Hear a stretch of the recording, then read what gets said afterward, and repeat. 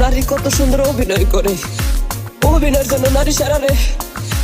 আল্লাহ আল্লাহ গো, কেন তুমি ওই বেঈমানের সাথে আমার দ্বিতীয়বার দেখা দিলা, দ্বিতীয়বার দেখা দিলা। তোর প্রেমেতে